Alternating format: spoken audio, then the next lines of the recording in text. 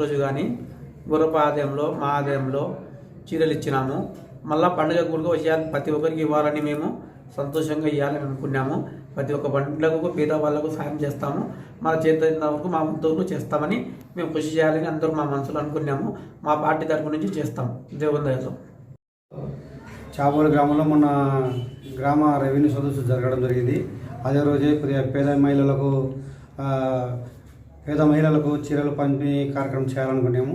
ఆ రోజు వీలు కాని పరిస్థితులలో ఈరోజు చాబోలి గ్రామంలో మా ఆఫీసులో మా సొంత నిధులతో అర్జనవాడ మహిళలకు ఉచితంగా చీరలు పంపిణీ కార్యక్రమం జరిగింది.